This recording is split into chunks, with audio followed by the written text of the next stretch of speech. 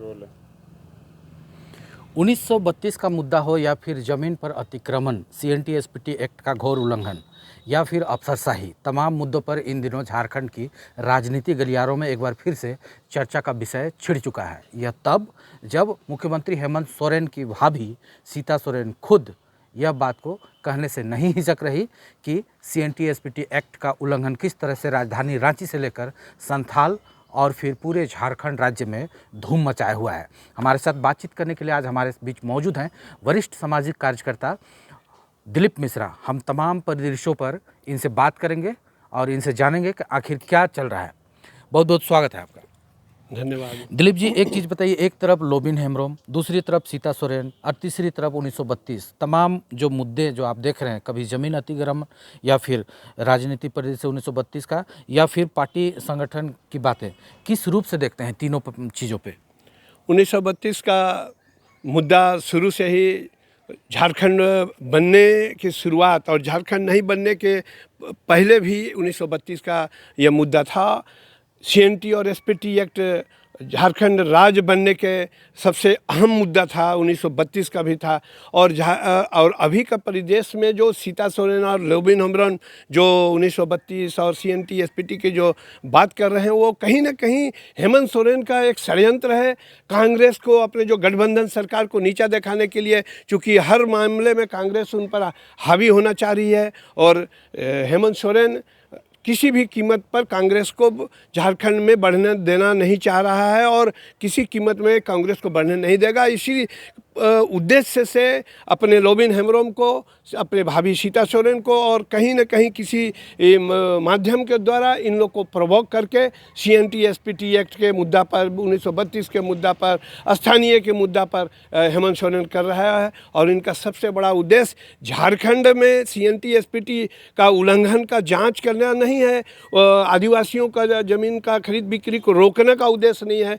Main मकसद है कि CNT और SPT एक्ट के माध्यम से वो कांग्रेस को नीचे दिखाना चाह रहा है और अपना वर्चस्व कायम करना चाह रहा है। ये बन्ना गुप्ता का भी एक बयान आया था कि मुख्यमंत्री हेमंत सोरेन खुद उनकी वोट बैंक पर नजरें गड़ाए हुई है।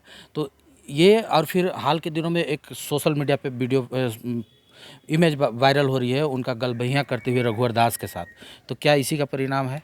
हाँ, बिल्कुल परिणाम है। और अंदर के खामे पर आप जाएंगे तो देखेंगे कि हेमंत सोरेन और ये बन्ना गुप्ता जी में भी बहुत दूरियां हैं, लेकिन वो सामने खाली दिखावटे के रूप में वो देख रहे हैं कि हमारे बीच में गठबंधन है और गठबंधन की सरकार अच्छी तरह से चल रहा है। लेकिन गठबंधन के सरकार में भी अलग अलग मुद्दे हैं और अलग अलग नेता अपने विधानसभा क्षेत्र वाइज जो समस्या है और वो अपने राजनीति करने का काम कर रहे हैं। उनको झारखंड का और झारखंड वासियों से कोई लेना देना नहीं है, चाहे JMM का हो, चाहे कांग्रेस के नेता को हो। यदि बात करें कि सरकारी तंत्र में योजनाओं का संचालन, तो हेमंत सरकार में कौन ऐसी योजना है जिन्हें आप बतौर एक जनता के रूप में देखते हैं कि हाँ, ये योजना भली भांति संचालित हो रही है? जितने भी योजनाएं बनाई हैं सिर्फ लूट और खसोट करने के लिए योजनाएं बनाई गई है और कांग्रेस का आलमगीर आलम ग्रामीण विकास मंत्री को दिया गया है। लेकिन उनको योजना का जो मद दिया गया है वो कहीं ना कहीं ग्रामीण विकास में बहुत ज़्यादा है। लेकिन उस परिप्रेक्ष्य में हेमंत सोरेन अपने कम से कम 10-12 विभाग अपने पास रखे हुए हैं और किसी का मोनोपोली नहीं चलने दे रहा है। और यहाँ तो ट्रांसफ़र पोस्टिंग का उद्योग बनाया हुआ है, चाहे अब जो मंत्री ग्रामीण विकास आलमगीर आलम हो, चाहे कांग्रेस संगठन से जो मंत्री हैं और JMM के भी मंत्री हैं, सब मंत्री का एक उद्देश्य है झारखंड का विकास नहीं करना, यहाँ के लोगों को नहीं करना, यहाँ के लोगों का विकास नहीं करना, यहाँ का उन्नति नहीं करना। लॉ एंड ऑर्डर से इन्हें कोई मतलब नहीं है। इनको एक मतलब है ट्रांसफ़र पोस्टिंग का उद्योग चालू करना और उसी पर। और जब ये जून महीना में मंत्री और दिसंबर में मंत्री के ट्रांसफ़र पोस्टिंग का जो अधिकार संविधानिक तरह से प्रदत्त है, उस पर भी अंकुश लगाने के लिए उस विभाग में बड़े बड़े भ्रष्ट आईएएस ऑफिसर और जो तेज तराज आईएएस ऑफिसर जो हेमंत सोरेन के गुड फेथ में हैं उनको लगाकर उनको अंकुश करने का काम ये हेमंत सोरेन कर रहे हैं। और इसीलिए बीच में ये खटास हो जा रहा है। और ये लड़ाई लोविन हेम्ब्रोम का नहीं है, न सीता सोरेन का है। सब लड़ाई है कि कोई किसी भी तरह से वोट बैंक अपना बचाना चाह रहा है और किसी भी तरह से मंत्री पद हासिल करना चाह रहा है और मालदार विभाग चाह रहा है ताकि लूट सके। लूटने का में महारत हासिल किया है जेएमएम। उसका शुरुआती बुनियाद जन्म से झारखंड मुक्ति मोर्चा का जन्म हुआ है। और उसका नेता का चरित्र देख लिए, उनका नेता का विचार देख लिया है कि कितने बार इस झारखंड प्रदेश को लूटने का काम किया है और बेचने का काम किया है। जग जाहिर है ये। एक चीज़ बताइए दिलीप जी, आप सीधे तौर पर सरकार पर आरोप लगा रहे हैं, लेकिन ये कैसे कर सकते हैं कि बिल्कुल सारी योजना लूट खसोट के लिए बनी है? कोई योजना, एक भी योजना आप बता दीजिए जो जनहित के मामला में है।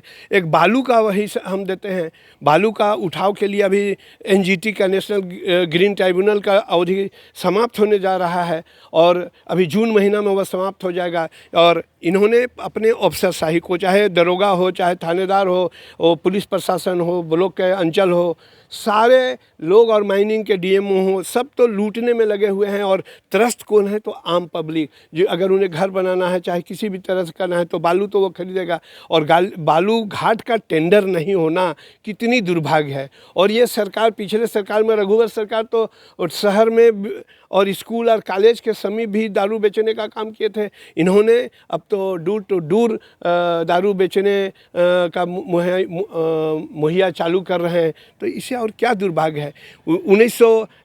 2021 को इन्होंने नियुक्ति वर्ष किया था। एक भी नियुक्ति बता देवे तो हम लोग राजनीति से संन्यास ले लेंगे। एक भी नियुक्ति, जो नियुक्ति किया भी गया है तो उसको भी इन्होंने अधर में लटकाने का काम किया है। आज तक एसटी एससी जो झारखंड मुक्ति मोर्चा का एक मुद्दा है, एसटी एससी और ओबीसी का, उस मुद्दा में भी इन्होंने पिछड़ने का काम किया है और सिर्फ राजनीति काम करना है। आपने कहा दिलीप जी कि जिस तरह से सीता सोरेन या लोबिन हेम्ब्रोम वे जानबूझकर 1932 का मुद्दा उठा रहे हैं, वो सारा खेल का केंद्र बिंदु मुख्यमंत्री हेमंत सोरेन ही है।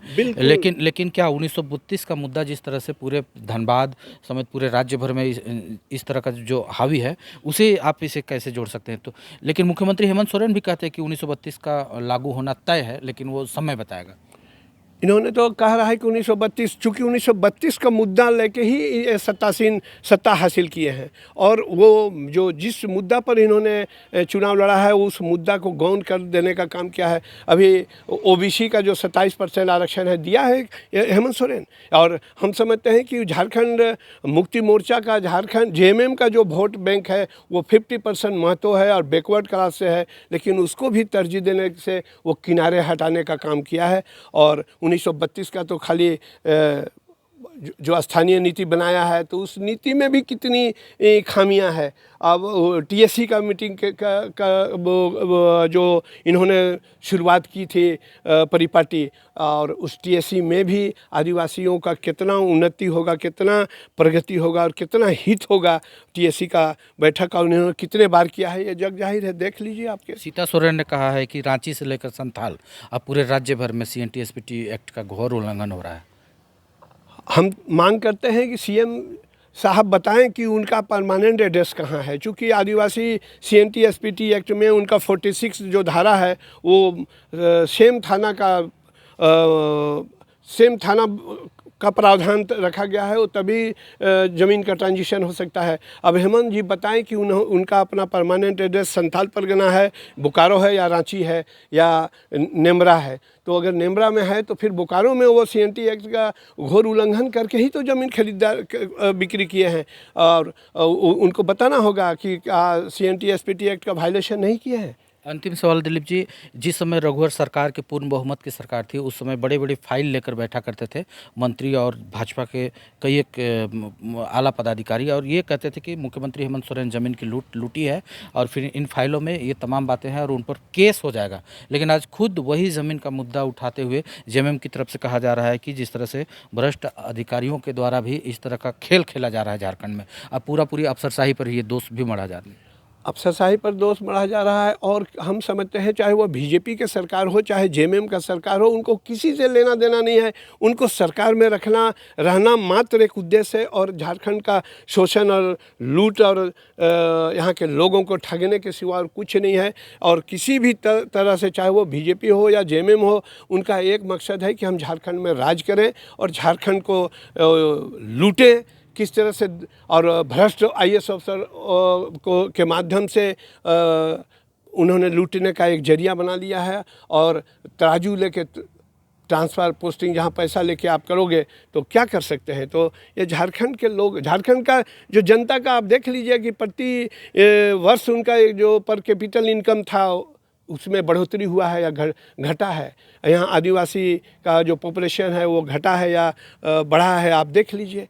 और लेकिन भ्रष्ट आईएएस पदाधिकारी का दिन ब दिन बढ़ते मनोबल बढ़ रहा है। और चूंकि उस सरकार के अधीन नहीं है, सरकार को अपने अधीन रखे हुए हैं, वो जो चाहते हैं वही काम माननीय मुख्यमंत्री से करवा ले रहे हैं। उनको झारखंड को से लेना देना क्या है। सब आईएएस और आईपीएस पदाधिकारी आलीशान बंगला बंगलोर में, दिल्ली में हो। हम तो मुख्यमंत्री को जांच मैंने अनुरोध करते हैं कि जितने भी आईएएस और आईपीएस पदाधिकारी है, चीफ इंजीनियर है, उसका सबका आय से अधिक संपत्ति का जांच कर लीजिए।